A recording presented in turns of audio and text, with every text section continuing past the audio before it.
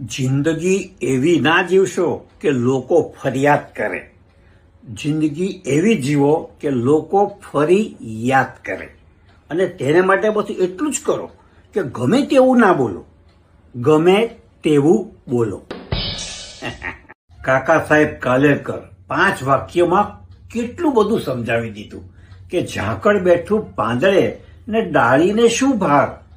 બસ એટલું જ હળવું જીવવું, શું રાગ દ્વેષ ને શું ખાર.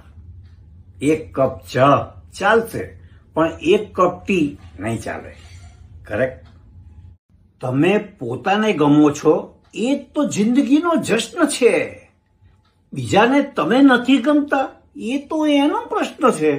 ખરી વાત ને? માણસની મોટી તકલીફ એ છે કે એને તરત જોઈએ, સરસ જોઈએ અને મફત જોઈએ. બધું જ એક સાથે જોઈએ. પણ યાદ રાખો કે તરત અને સરસ મફત નહીં મળે, તરત અને મફત સરસ નહીં મળે, અને સરસ અને મફત તરત નહીં મળે. ખરી વાત ને? અતિશય ભીના ન થવું કે લોકો નીચવી દે, અતિશય કોરાય ના થવું કે લોકો ઘડી વાળીને મૂકી દે.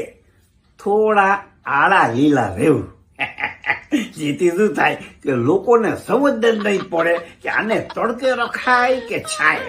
હું હંમેશા કહું છું કે બચત જરૂર કરો. ખબર છે કેમ? કારણ કે જન્મ અને મૃત્યુ બંને મોંઘા થઈ ગયા છે. સિઝેરિયન વગર કોઈ આવતું નથી અને વેન્ટિલેટર વગર કોઈ જાતું નથી. આ કળિયુગ છે. ધનસુખલાલ વધતા જાય છે અને મનસુખલાલ ઘટતા જાય છે. શાંતિલાલ દેખાતા જ નથી અને માગીલાલ જ દેખાય છે. અને દેવીલાલ તો મળતા જ નથી. અને રાયચંદ રસ્તે રઝળતા મળી જાય છે. અને જ્ઞાનચંદ તો ગલ્લે ગલ્લે જોવાના મળે છે તમને. જિંદગી 4 दिन की होती है, પણ એની ખબર માણસને ચોથે દિવસે જ પડે છે. પ્રભુ બધાને ખાલી હાથે મોકલે છે અને ખાલી હાથે પાછા ઉપર લઈ લે છે. ખબર છે કેમ? કારણ કે હિસાબની માથાકૂટ ના થાય ને એટલે જ. રાવણની એક વાત સારી હતી કે એ એના 10 ચહેરા બતાવતો હતો. જ્યારે આજનો માણસનો ચહેરો એક જ હોય છે પણ બાકીના 9 છુપાયેલા હોય છે.